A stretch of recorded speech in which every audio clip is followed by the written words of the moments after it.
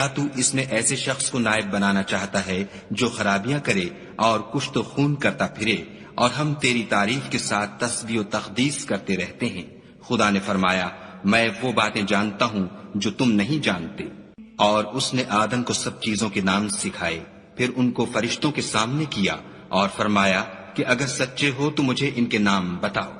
انہوں نے کہا، تو پاک ہے، جتنا علم تو نے ہمیں بخشا ہے اس کے سوا ہمیں کچھ معلوم نہیں، بے شک تو دانا اور حکمت والا ہے۔ تب خدا نے آدم کو حکم دیا کہ آدم، تم ان کو ان چیزوں کے نام بتاؤ۔ جب انہوں نے ان کو ان کے نام بتائے تو فرشتوں سے فرمایا، کیوں میں نے تم سے نہیں کہا تھا کہ میں آسمانوں اور زمین کی سب پوشیدہ باتیں جانتا ہوں، اور جو تم ظاہر کرتے ہو اور جو پوشیدہ کرتے ہو سب مجھ کو معلوم ہے۔ اور جب ہم نے فرشتوں کو حکم دیا کہ آدم کے آگے سجدہ کرو تو وہ سب سجدے میں گر پڑے، مگر شیطان نے انکار کیا اور غرور میں آ کر کافر بن گیا۔ اور ہم نے کہا کہ اے آدم، تم اور تمہاری بیوی بہشت میں رہو اور جہاں سے چاہو بے روک ٹوک کھاؤ پیو، لیکن اس درخت کے پاس نہ جانا، نہیں تو ظالموں میں داخل ہو جاؤ گے۔ پھر شیطان نے دونوں کو وہاں سے پھسلا دیا اور جس عیش و نشاط میں تھے اس سے ان کو نکلوا دیا۔ تب ہم نے حکم دیا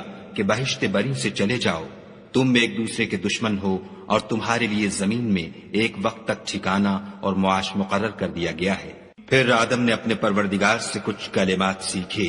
اور معافی مانگی تو اس نے ان کا قصور معاف کر دیا،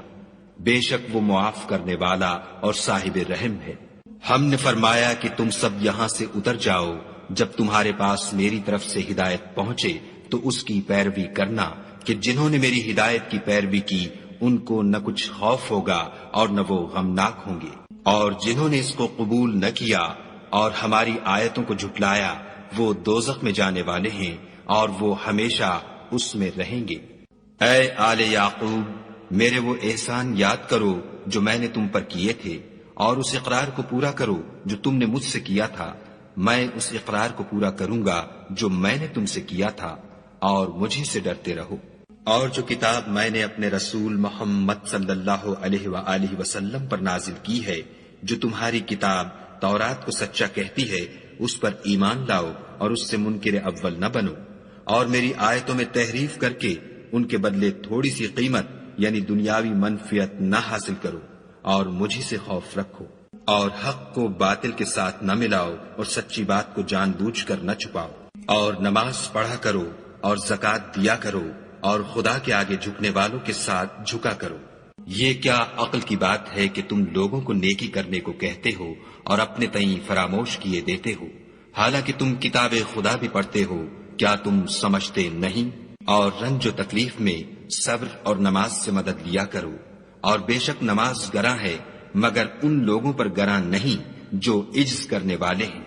جو یقین کیے ہوئے ہیں کہ وہ اپنے پروردگار سے ملنے والے ہیں اور اس کی طرف لوٹ کر جانے والے ہیں۔ اے یعقوب کی اولاد، میرے وہ احسان یاد کرو جو میں نے تم پر کیے تھے، اور یہ کہ میں نے تم کو جہان کے لوگوں پر فضیلت بخشی تھی۔